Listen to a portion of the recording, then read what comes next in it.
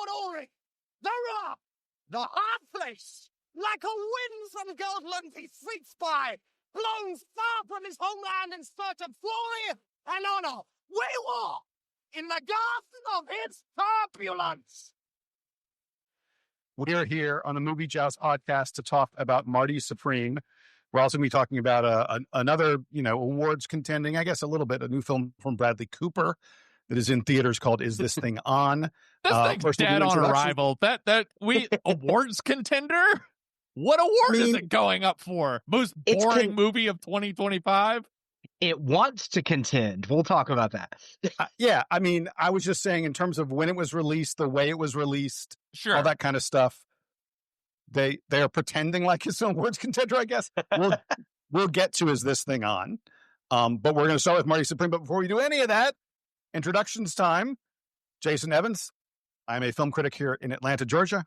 I'm joined by Jesse Nussman and Josh Sewell, who are also film critics in the metro Atlanta area. That's gracious of you. Thanks. Yeah. I don't know that we can count Josh Atlanta.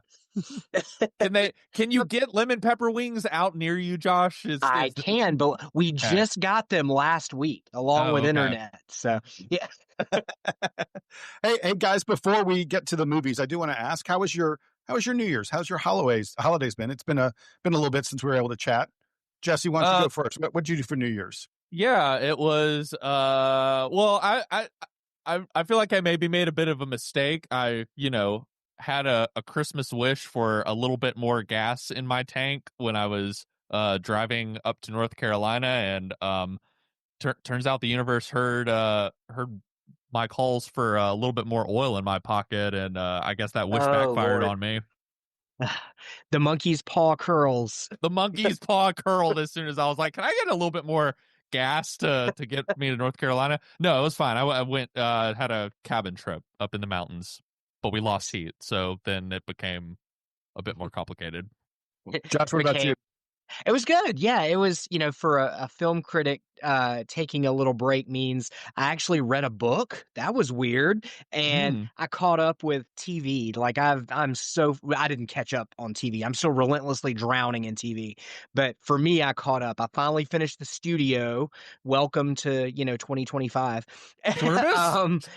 You on the Pluribus train?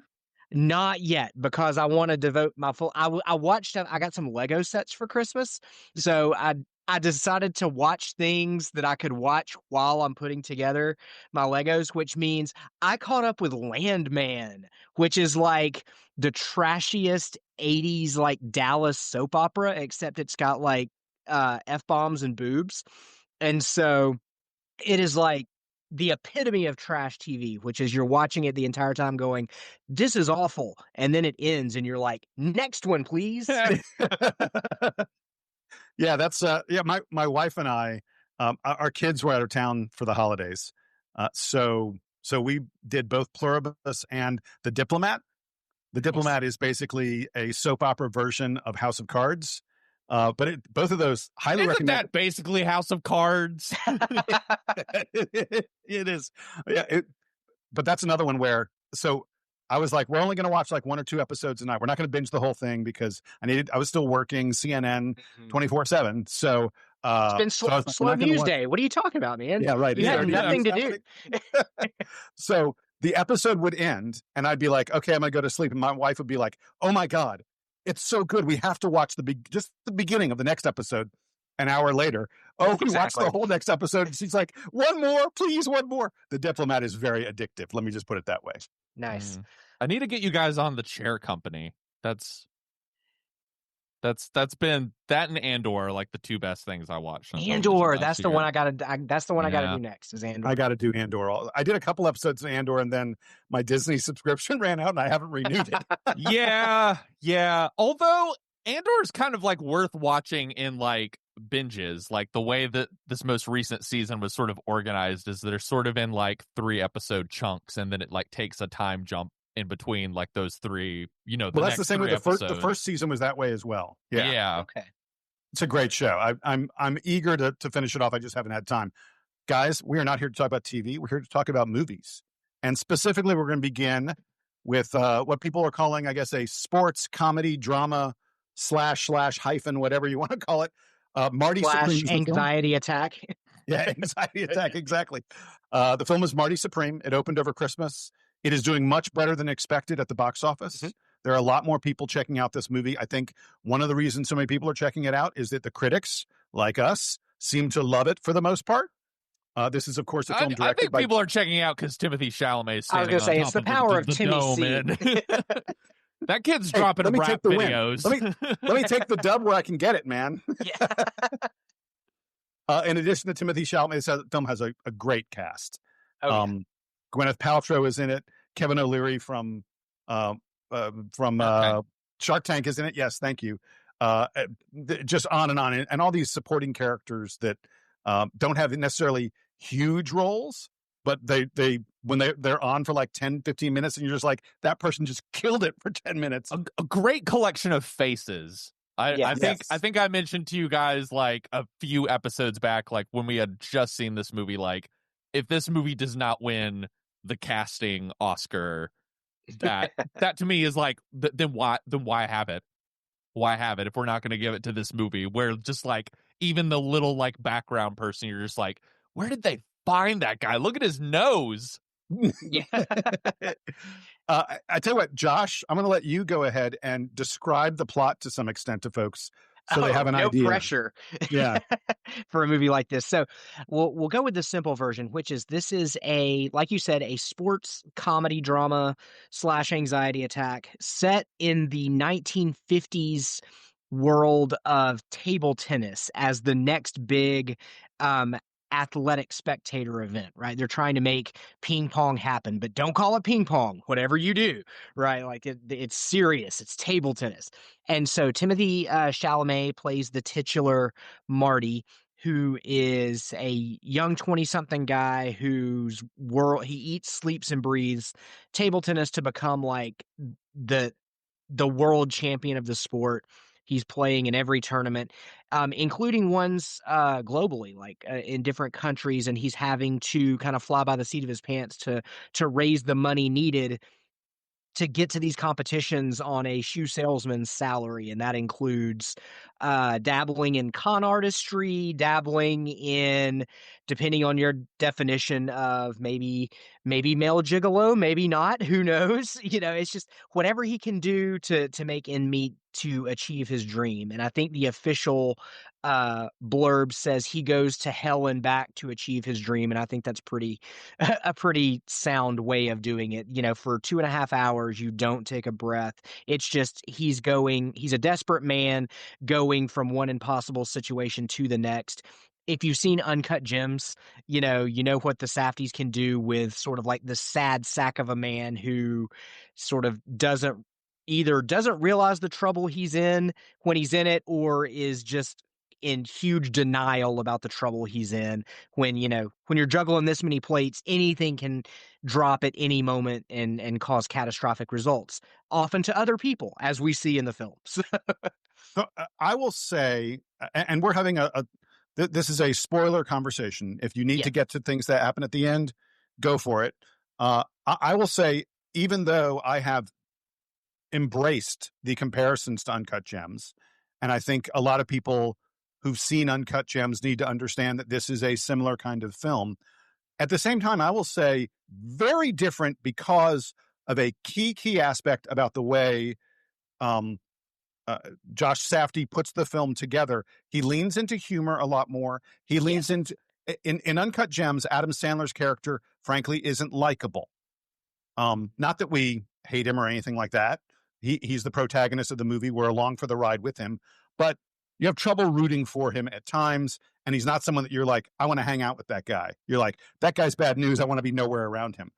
Timothée Chalamet exerts so much charisma in this movie. There are nice doses of humor that I think it allows you to sort of sail through the unbelievable tension and anxiety in the film and still have a good time, which I think is a real challenge in Uncut Gems. In Uncut Gems, you're on the edge of a cliff and you're about to fall off. In this one, you're on the edge of the cliff, but you're having so much fun that you're not worried that you're about to fall off.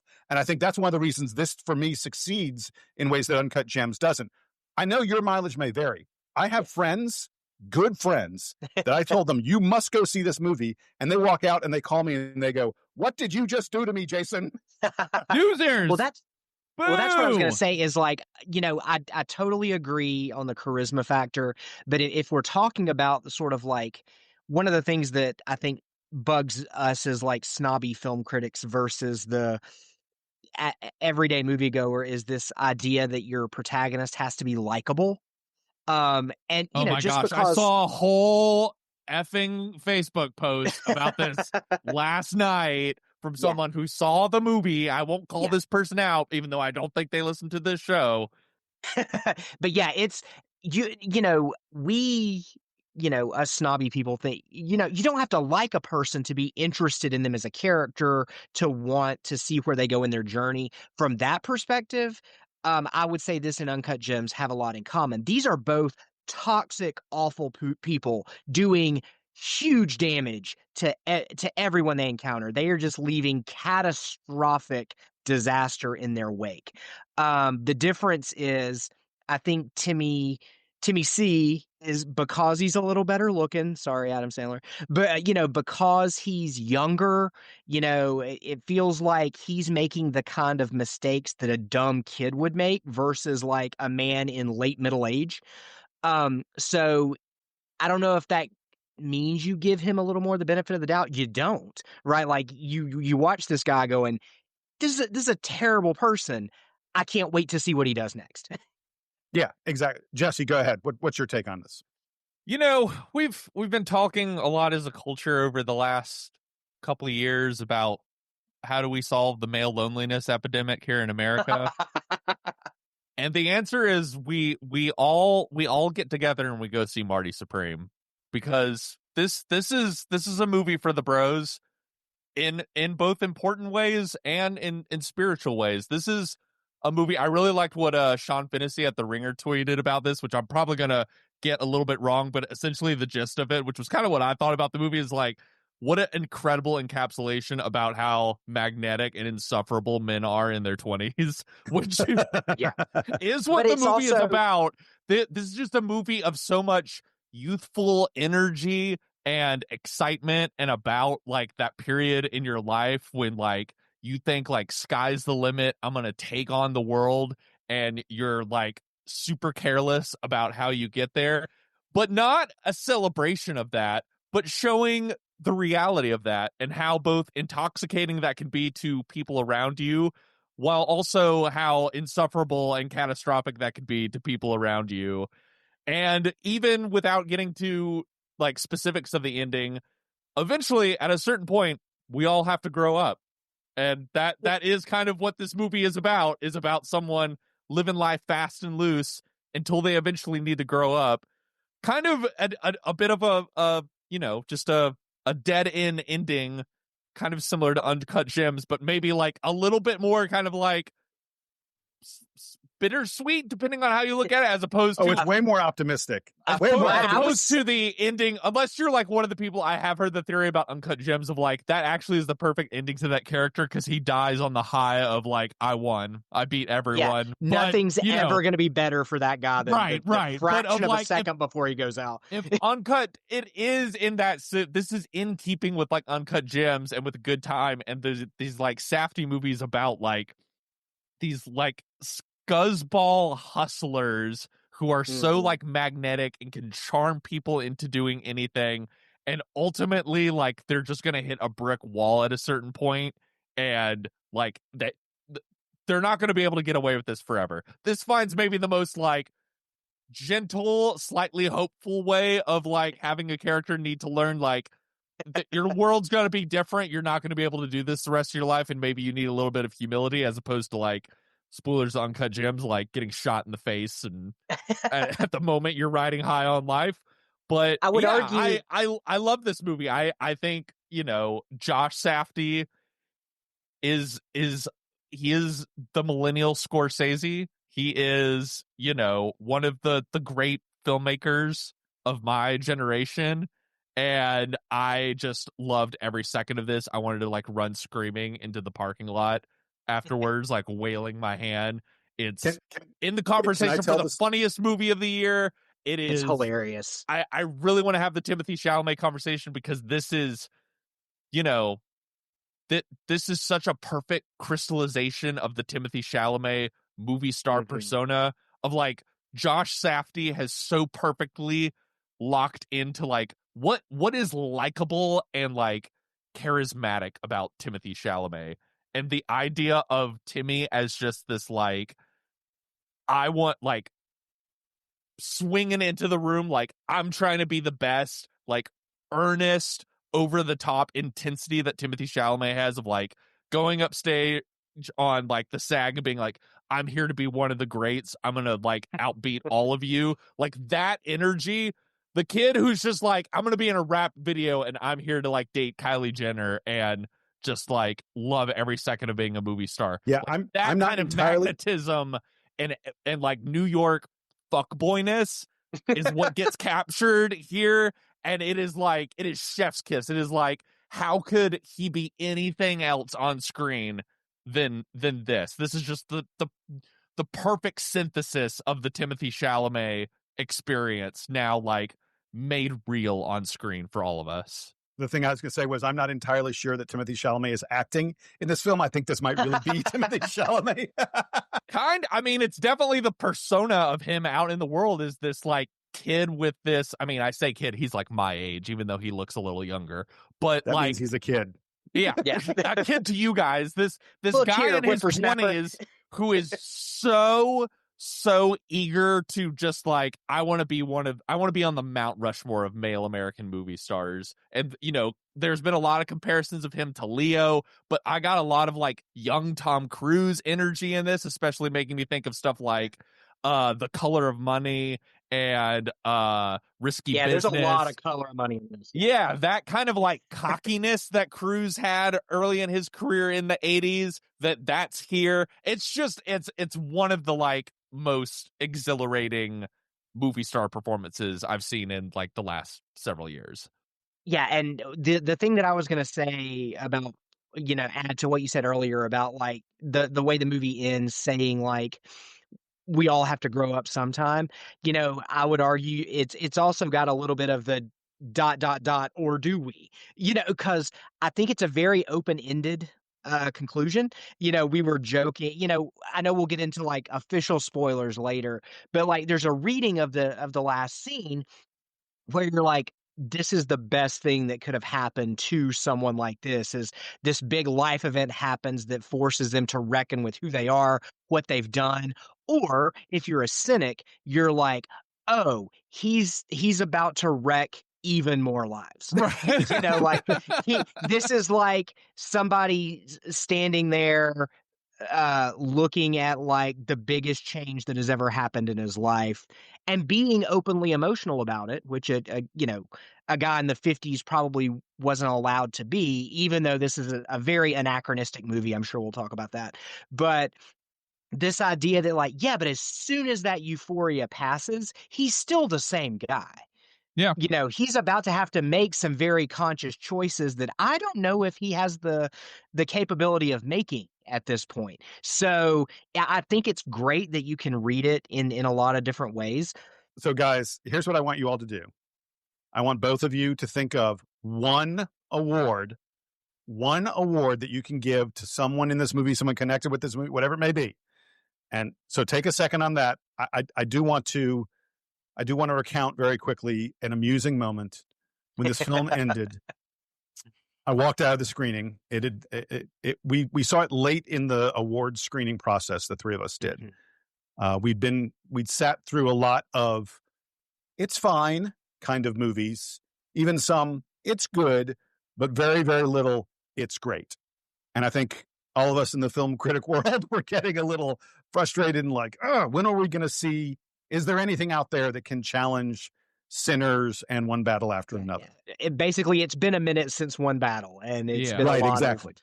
So this film ends, and I walked out of the screening, and there's a representative of the studios who's at like all these screenings. We see her throughout the entire month of November when we're seeing all these movies. And she looked at me with this expectant look on her face, like, is this the one, Jason? And I gave her a hug That's how much I love this movie. This person who I don't think I've ever even shaken her hand or anything like that. I'm not sure we've ever had physical contact in our life.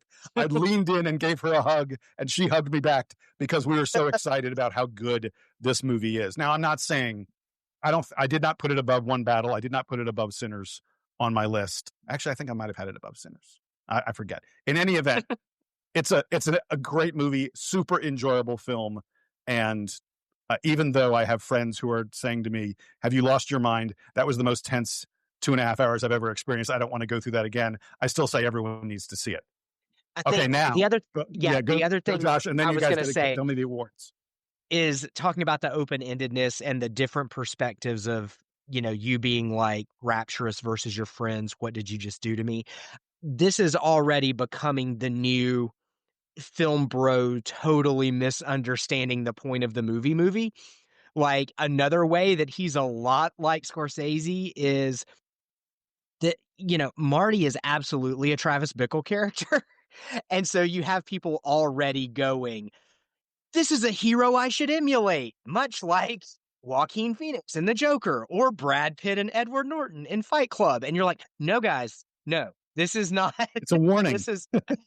This is who you're not supposed to be. And so I can already see me as in film teacher mode going like, media literacy, guys, come on, we gotta get back into this. You've got to understand that protagonist doesn't equal hero. Oh gosh, that means I'm gonna have like months more of people doing these like moralizing like social media posts about this movie that just like make my eyes roll. Yeah. Martin Scorsese glorifies the characters in Wolf of Wall Street, and we're like, did you watch the movie? He punches his wife in the face. That's I love not a guy you root for. To get us off on a tangent, I love that specific thing, Josh, gets like, I binged the Scorsese doc series over the holidays, and I love that like that is like a particular controversy that they like I forget the documentarian who made it, but like that an axe they have to grind about that movie is like, we have to push back against the dumb discourse around this Wolf of Wall Street when it came out here and explain to you that these people are bad. Yeah, it's great. But anyways, to go back to what you were saying, like to think of an award that you would want to give, someone. Like I said, wait, you've got one award that you can get. I don't know if you give it to Josh Safdie, do you give it to Timothée Chalamet, do you give it to someone else? So I want to hear one award that you're giving to this film. And by the way, I think this is probably going to end up getting somewhere in like the 6 to 8 Oscar nomination kind of number. Probably. Yeah. I think it'll be the second, maybe the third contender, so to speak, for Best Picture. But if you want to give it Best Picture, go for it. Josh, what is your one award you're giving to Marty Supreme? I don't know. Like, this feels like a cop-out answer, but I think I'm going with Safdie and Ronald Braunstein for screenplay. Because it is a really good screenplay. It's hilarious. Each character is very nuanced, and it doesn't feel like the same voice is coming out of every character. Each one of these characters feels different and unique. And, and again, that's the cop-out answer that lets me give a participation trophy to everybody. But in a year where we have an incredible movie about vampires, the best line about vampires is in this film. Yeah. And, I would say, I do think that it is, I don't know if I would personally give Chalamet the award, but I would say at this point in the race, I definitely think he's the front runner, if not tied with Ethan Hawke. Like, I think it's a really close Chalamet Hawke season right now. Yeah, Jesse, what's your one it'll award be interesting to see how that shakes out. I mean, I mentioned the casting thing earlier, so I don't want to do that again. I don't want to do Chalamet because that's obvious, even though like he was my best actor in our like voting thing. I'm gonna throw out. I gotta look this person up, but I'm gonna throw out the score because the score for this movie is so insanely good, and it's the same guy who did. His name's Daniel Lopatin, or Lopatin. Lopatin. Lopatin. Thank you. for helping with Yeah, my and pronunciation to say long-time dyslexia. collaborator. Yeah, long-time collaborator with the Safdies. This guy basically invented the whole like vaporwave music movement. If you guys are hip enough to know what that is, if you're funking out to those lo-fi beats on YouTube like I am, but the score for this movie, which is like I came out of it and I immediately texted my girlfriend. I was like, "You're gonna love this movie both because it's F-boy Timmy, which is your favorite kind of Timmy, and because the soundtrack, even though it is set in the 50s, is all very like 80s inspired and very like 80s new wave. Whether there's new wave pop songs that get dropped in there, there's a couple like great needle drops that I don't want. I mean, I guess that we're talking spoilers, so we could spoil them for people, but amazing pop needle drops in this movie. And but the actual score, Tears for Fears needle drop just crushes. The Tears for Fears, you know, Forever Young in the opening credit scene is like a hilarious, perfect needle drop. I just think the soundscape of this movie and the way this movie is sort of edited to the music is so brilliant, and the soundtrack is just like it's synthy, but it also has like flutes and jazz in it, and like it's just so unique, unlike kind of any other. It's quickly rising to, I think, rival Sinners as like my favorite, and yeah, probably rivaling Sinners as my favorite score of the year. Like it's really unique, and it's such a character to the movie, and it feels like the perfect sort of like, if Phantom Thread was the Johnny Greenwood, Paul Thomas Anderson experience hitting like its peak of like, oh, here's what, you know, this collaboration is possible of giving you. That's sort of like what this Daniel Lopatin score is for the Safdies, of like he's been working with them on previous projects, but this one really is like so incredibly integral to the movie in a way that's really fun. What about you, Jason? I'll go with the obvious. I think Chalamet. I think Chalamet for Best Actor. He was my choice. Like you said, Jesse. I think there is a limited. I don't know if it's 5. I don't know if it's 3. You know how many. There are a limited number of actors on this planet who could have pulled off this role. As I said early on, there is a degree of charisma and likability that is required for this that is not easy to find, even among great actors out there in the world. And you have to find it in someone who's young and brash, you know, overly self-confident, all those other kind of things that Chalamet exudes that, again, are not easy to find. The charm he has. This movie could have been a disaster. I am sure there are people who read this script and went, no one on the planet is going to like this guy. What are you possibly doing making this film, Josh Safdie? And Josh Safdie found one of the very, very few, maybe one of one actors who could pull it off. And because of that, we get a great, great film. And I've been trying to think of someone else who could have played this role. I mean, it sounds like it was pretty much written for him. Yeah, from I like think they've the been working on interviews it with together for years. Josh Safdie talking about like he like met Chalamet like randomly before, I think even like a few months before Call Me by Your Name was coming out, or in that like Oscar season, and they like got connected, and he was just sort of like the perfect person in mind for this character. And yeah, it's just it's such a perfect observation of his gifts as a movie star. It's an incredible marriage of filmmaker and star. And those things don't happen as often as we would like them just, to. Guys, just craftspeople in general too. Like I feel like I want to shout out at like Darius Kanji. This is like the 3rd movie Darius Kanji shot this year, and this movie looks amazing. Like, also want to shout out another one of our, you know, film critic fellows.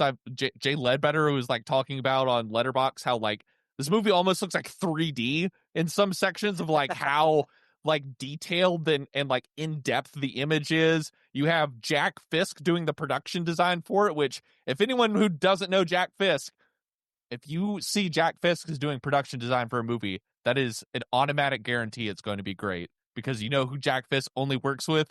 Martin Scorsese, David Lynch, Terrence Malick, and Paul Thomas Anderson. It's like those 4 guys, and that's it. And then the bench of people in this cast, from like Gwyneth Paltrow to Kevin O'Leary to Tyler the Creator, Yeah, I'm trying to think of some of the other Fred Drescher, Odessa Azion. Odessa Azion, who I'd never seen. Odessa anything. Azion is so great in this film. So good in okay. this. Abel Ferrara comes in as like a gangster with a farting dog. It's just like such a perfect collection of people who like Josh Safdie is very and Ronald Bronstein are very clearly doing like very meta casting and casting people for very particular faces, people who they know are gonna like come in for like 5 minutes and you're gonna be like, okay, Gwyneth Paltrow, glamorous movie star. I understand the full context of this character. Kevin O'Leary, I know this guy from Shark Tank and saying really dumb shit on MSNBC. He's clearly a like piece of shit businessman. Abel Ferrara, that guy's scary as hell. And if you recognize Abel Ferrara, you're like, okay, so this guy's dangerous because this guy only makes like the most effed up, like trashy exploitation movies. Yeah, and the other thing that you kind of touched on something I really liked about this movie, especially in this sea of middling awards bait this year, is I miss faces. I miss actors with faces. And this movie I've thought about this a lot in connection to this movie and One Battle After Another as both like great close-up movies. Like they have wrinkles and they have, creases in their forehead. Odessa Azion has so many freckles. So many freckles. Yeah. And we're, not to body shame, not to do anything like that. Clearly, as one of the most handsome men out there, right? I can bestow my wisdom about beauty, but like, so many people have gone overboard with plastic surgery in modern movies that even in a movie like this set in the 50s, you can't suspend disbelief because you're like, that's a 2025 face. Marty Supreme doesn't have that problem.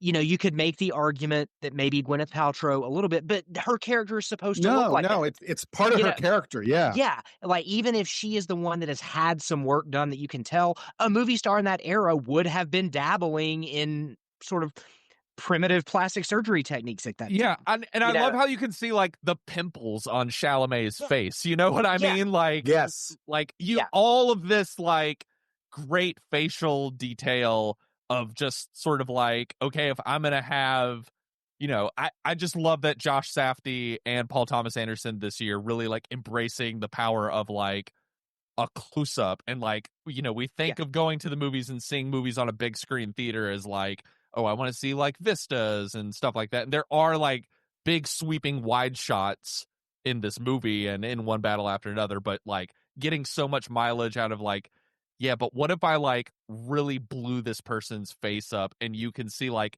every little like twitch or like piece of like movement that someone's face does as they're processing something or talking to someone, and that just giving you so much more color and depth into their characters that you otherwise are not getting. Yeah, Odessa Azion is blowing up on social media right now, and it's because younger people who use social media are like, she looks like a person, obviously an insanely gorgeous person, right? But she's not gorgeous in that cookie cutter standard Hollywood actress way that we're seeing a lot right now. She looks like a person you would see walking down the street and go, "Oh my God, who was that?" Do you guys know who her mom is? Yes, Pamela Adlon. I didn't know that until like the other day. And then as soon as I did, I was like, it's so obvious. Clicked. You're like, oh yeah, it's right there. And her mom, also an insanely beautiful woman who looks like an actual beautiful, person. brassy, mean brunette. Your kryptonite. But yeah, and so I think that's a lot of the movie's strength is like these seem like real people going through real problems, not someone we've seen in a million other movies pretending to go through problems. This movie has Penn Jillette that I didn't know it was Penn Jillette till the credits because he just looks like a dude. Because he just has like a scary face. Yeah. You know what I mean? Well, and tell me, tell me you wouldn't, if they said to you, oh, we're making a movie, you guys aren't going to know the name. There's an actor named Geza Rohrig who's in this film. He plays Marty's like best friend table tennis player. Who's a Hungarian Holocaust survivor, and he's also like a high level competitor, and they go on tour together. And he's not in the movie a lot, but if there was a movie about his life, both as a Holocaust survivor and as a table tennis person, I'm like, sign me up for it. This character We need who's a barely in the spinoff. film. Yeah. Tyler, the creators in this movie, is one of Marty's training partners and a hustler. They hustle table tennis together. A movie about him, sign me up. That is the sign of a great script, great actors, great all this stuff. That all these side characters who I'm literally 5 minutes in the film, 7 minutes, and you're like, oh, you want to tell me 2 more hours about him? Okay, no problem. And I think that's one of the reasons the film works as well as it does. Like, it's 2.5 hours long, doesn't feel that way because it's so episodic in nature. The movie, like, there's the overarching goal that Marty has, but it plays out in these series of vignettes that, if cable was still a thing, it's one of those movies that even if you turn it on in the middle of it, you're sat because you don't have to worry about stuff you've missed. Like, yeah, it's important, but there's still so much cool stuff coming up that you don't want to miss. Or it's one of those that, like Shawshank, if it like played over and over again on TNT, you come in the middle, and then a couple hours later, you watch it again for the first half that you missed. Right? It sort of just plays out as this overarching adventure. I want to ask guys, Jason something really quick, which I feel like he is uniquely qualified to comment on as someone who is very involved in the Atlanta Jewish Film Festival. I want to hear your thoughts on this movie as a Jewish text, as a text about the Jewish experience in America, because I am not Jewish, but I feel like there is, as in Uncut Gems, a lot in this movie. The Safdies are both Jewish. There's just sort of so much baked in here about like the history of the Jewish people and like what like a striving attitude for like a better life in America that I feel like is so integral to the Jewish experiment in America. I don't feel like I'm the person to comment on it, but it's so, I think, kind of obvious as you're watching this movie that there is this like whole other kind of like ancestral, aspiration that is fueling Marty's confidence, just as with like Howard Ratner's, schemes and Uncut Gems and like desire to accumulate, money and like make money for his family and succeed in life. I will tell you. So first of all, it's worth noting that Marty Supreme wears a small Jewish star around his neck throughout the entire film. There's never a moment that you're looking at him that you're not aware that he is Jewish. I will tell you, I've had some uncomfortable conversations with Jewish friends of mine in the past week or so. Specifically on New Year's Eve, there are some couples that I get together with every year for New Year's Eve. We've been doing it for 30 plus years, and one of them was saying that they were very troubled. They're like, this film feeds some negative stereotypes about Jews, and they were bothered by it. And I did not feel that at all. I can see how someone might say something like that. I disagree with it because I think Marty is so likable. I think that the time period he's in the 1950s is that's an era that's very distinct, obviously, from where we are today in terms of how Jews have integrated into American society and where they were, in the wake of the Holocaust in American society in the 1950s. It was just a very, very different circumstance, especially in the immigrant communities of New York, of Brooklyn, and the such, which is where Marty has grown up. And it was very insular then. There, the Jewish community, one of the reasons virtually everyone Marty interacts with in Brooklyn is Jewish is because it was a very insular community, and it's not that way anymore. So I don't necessarily feel like it's not commenting on where the Jewish experience is today. And I think that had he not been Jewish and had he been a different ethnicity, I think, just an immigrant story. There's a lot of immigrant stuff to it that maybe isn't unique to the Jewish story, although some of the connections to family and how overprotective his mother is. I'm rambling now. Yeah, I was just interested in because I've heard but like not really read anything in depth of like a lot of people talking about like, oh, this is also like an interesting look at like based off when the movie is, like Marty is kind of like the first Jewish person in his family, probably like one generation removed from like the Holocaust stuff. And there's a way of like, there are a couple like Holocaust jokes that Marty makes in the movie that like you can feel in our audience of it, like, did he just go there? in that There's joke? like this collective sort of wind sucked out of the room, followed by some of the most like uncomfortable laughter you've ever heard. And I think it also, the last thing I'll say is I think this also, in similar to One Battle After Another, is a very like self-reflective movie, I have to imagine, of like Josh Safdie, a New York Jew who, like, if you followed his career, has had, I'm not saying he's as self-destructive as the Timothée Chalamet character in this movie, but there is a little bit of some, I think he sees a little bit of himself in this character, I have to imagine, as someone who has been, since him and his brother were teenagers, like, scrapping up funds to, make their own little like weird little short films on like the New York subway, and like they've been making movies since like the mid 2000s, even though like most people have not heard about them since Good Time came out, or the last 5 or 6 years. And this I don't know, there is something kind of like weirdly moving of this movie by a guy who now finds himself like near the top of Hollywood, has a family now, and is kind of like, I reached my dream, and sort of like reflecting back on like what the goods and bads that come with being like that tunnel vision focus on like, I want to accomplish this one thing, and like I am the chosen one to reach this mountaintop. It's such a rich movie, I think, on top of being like, other than One Battle, like the most exhilarating experience I had in a theater last year. Well, I can see, speaking as someone who has no insight into the inner workings of the Safdie brothers, Josh specifically in this case, I could see how he would struggle, or how he would be drawn to a character that just has this sort of unquestionable confidence, some would say arrogance, and having to prove to people that it's earned.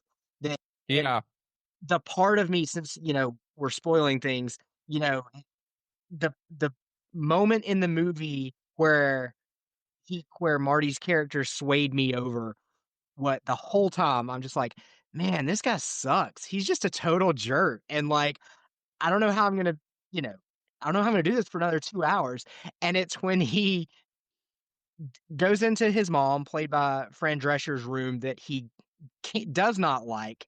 But when he gets home from his travels, takes out a brick from the pyramids. And in my brain, it flipped like in a split second. I'm like, oh, you're not supposed to do that. And then he said, "Here, we built that," and I was like, that's a baller move. Yeah, I mean, that gets to one of those things that I wanted to ask. Why I wanted Jason to sort of speak on this as like a Jewish American text, is because like that one scene being something that like that doesn't need to be in the movie, but that's clearly such a specific, that's so such a thematically loaded like brief moment of like this like Jewish American kid being like, I stole a piece of the pyramid, I'm giving it back to you, mom, our ancestors built this is yours, of this attitude of like, I'm taking back things for this family out from like a generations of like, we've had just shit stolen from us constantly and been run over by other people. Well, and generationally, oh, go ahead. Sorry. I was going to say generationally, from the Jewish experience, right in there in the 1950s is when things start to shift from we are a people trying to survive to we are a people trying to thrive. And that's a lot of what's going on in this film. Like Marty's mom, his uncle, all those folks around him are like, you need to take this job at the shoe store. You need to keep on surviving. That's what we do. And Marty's like, no, I need to be the world's greatest ping pong player. That's what I'm going to do. And that's a shift, in terms of your perspective on the world. And it's a shift that happened to some extent, in the Jewish community with in all immigrant communities. You get to the place, we have to survive here. Well, once you've survived, the next generation is like, oh no, now I need to do even better. Mm-hmm. Right. All right, guys, That's it. Done with Marty Supreme. Well, I wanna I'm sure spend we'll 10 talk about minutes. it again. I'm sure it'll Yes. come up a few times. Yeah. When those Oscar nominations are announced, yes. 10 minutes only. Don't need to spend a lot of time on, is this thing on? It's the new film from Bradley Cooper. He directed it. He co-wrote the screenplay alongside Will Arnett. Will Arnett is the star of this film. Bradley Cooper has a supporting role, not a very big role in this. Film also stars Laura Dern. Laura Dern is, alongside Will Arnett, the two main characters in this. Jesse, why don't you go ahead, describe to folks a little bit more about what it's about, and then we'll get into a quick discussion of it. I'm gonna do my best to try and remember a movie I watched like a month ago. And it is evaporating from my brain and real. No, I think we can do it. Will Arnett is a man who is married to Laura Dern, but they are getting a divorce, so he feels sad and inadequate. So what does he do? He decides he's going to start doing stand-up, and you know what? He's pretty good at it, and so it gives him a confidence to get through a divorce, find new meaning in life, and make people laugh and build confidence in himself. Is that a good summation of what this movie's about? Yeah, I think you just did the whole thing. Okay, yeah. Josh, where are you on this film? I'm going to take a controversial stance and say that this movie is perfectly fine.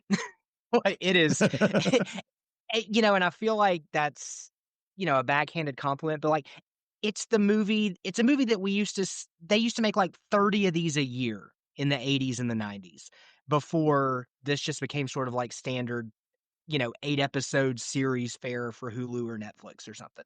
Like it's just a solid middle of the road dramedy with some decent performances that you can watch and go, all right, that's pretty good, and then just go about your life.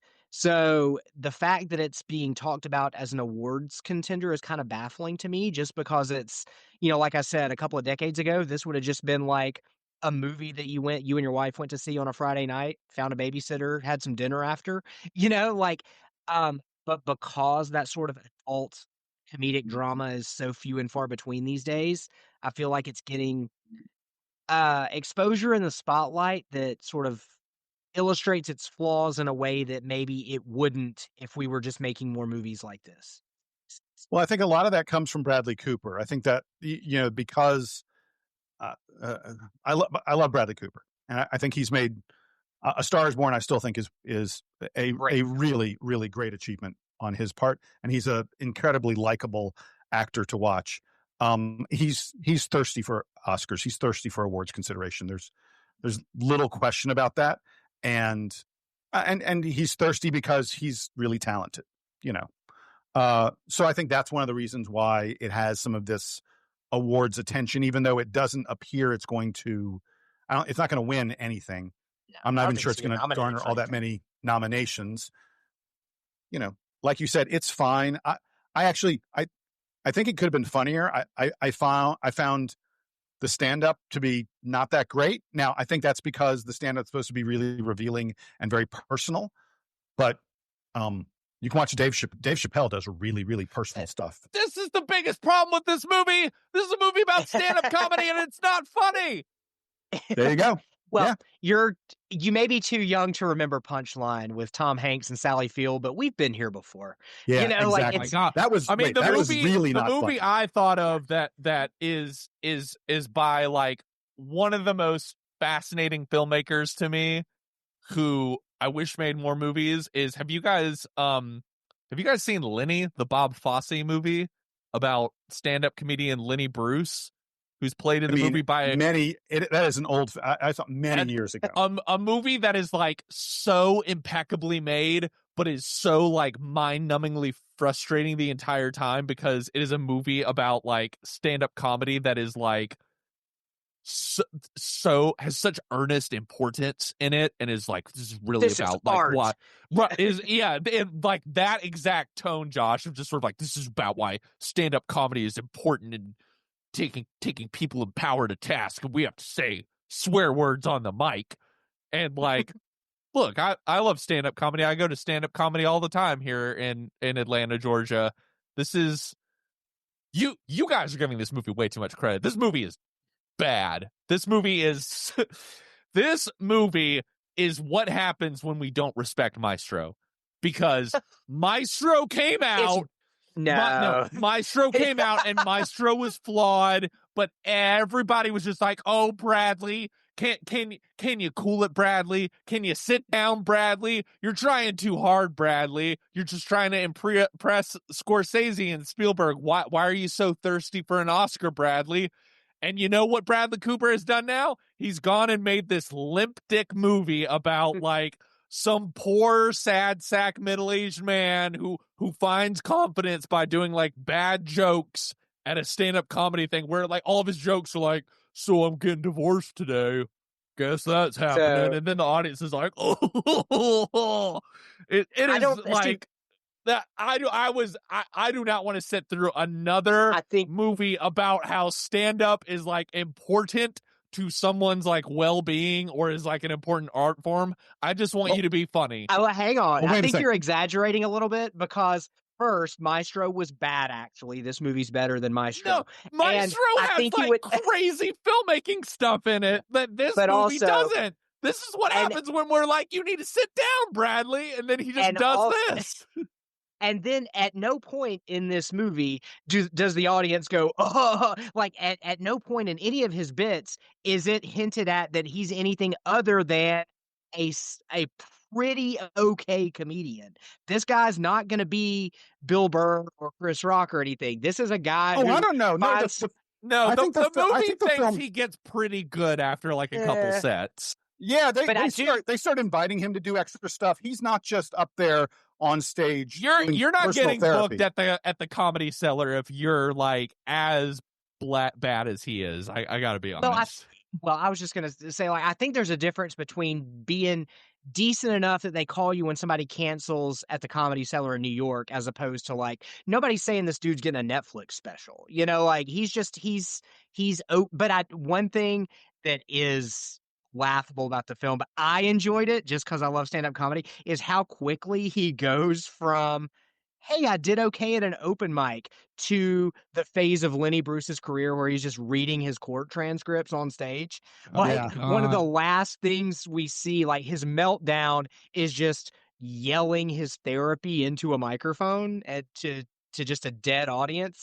And I was like, that's a pretty quick trajectory. We got here fast. You're just like digging up so much like PTSD from sitting and watching this just like eye-rolling motion picture. Bradley Cooper, if you're out there, if you listen to Movie Joust, thank you for being one of our 4 listeners. But you know, I need you to just spread your wings and fly free. Let your freak flag fly. I do think we need more of Bradley Cooper as just weird character actor, though. I think he's in this movie just the right amount. Or if he's going to be a director, embrace it. Try and be Warren Beatty. You know who didn't always make good movies, but always made interesting movies? Warren Beatty. That's the kind of like this feels like the kind of like, oh, I need to like I flew too close to the sun. I need to like take a step back and do a movie about simple people. So we need Bradley Cooper's Dick Tracy, is what you're saying. Yes, that is exactly what we need. We need Bradley Cooper's Dick Tracy. We need his Bullworth. I didn't see the last Warren Beatty movie, but like, you know, I'm sure he has a Reds in him too. My bottom line on this film is, if you want to see someone embrace stand-up comedy as a way of saying what they need to say to the world, developing their character, and also being funny, watch The Marvelous Miss Maisel, which is 50 times better. Or just go to the Laughing Skull here in Atlanta or like any of the other comedy clubs, and you know what? That's just what you're seeing every night. And yeah, this thing's going to be on Hulu in like 6 weeks. So, you know, this is not one I would say go out and spend $50 on tickets and popcorn to see. You're going to be scrolling through your Hulu and be like, "Oh, what are all these cobwebs right here?" And then you'll brush the cobwebs aside and be like, "Oh, is this thing on? Like, when did that come out?" You know, the crazy thing is, Will Arnett is a really funny guy. Like, really funny. He's so funny. I don't know why this movie wasn't funnier. It's from a dramatic standpoint, he's a solid actor. Laura Dern does great work in this film. Yeah. So, but it's just, even as someone who thinks it's fine, there were some missed opportunities here. I'll give you that. Like, I think it squanders its potential a little bit. But as sort of like an interesting experiment for Bradley Cooper between more high profile things, I think it'll be an interesting sort of asterisk in his overall career. What do you It's think gonna be about Bradley forgotten very Cooper quickly, as probably. what's his character in this movie? Butts? Balls. His name is Balls. Balls. It's the other side of the anatomy. Yeah. All right, that's going to do it here on the latest edition of the Movie Joust podcast. Jason, Jesse, Josh, I am going out of town for a couple weeks, so these guys are going to have to carry the flag without me, but it's mid-January, and there is never a good... There are no good movies. Hey, we got the Bone Temple coming up. We got and the Bone I'm cautiously Temple. optimistic. Yeah, So- I'm excited to visit the Bone Temple again. We'll probably do like a preview episode of our films we're looking forward to this year. Sam Raimi's got a new movie this month. Maybe we'll talk about that. So we got some things to talk about. It'll happen. The movies will continue to come out. We hope. Fingers crossed. On Netflix.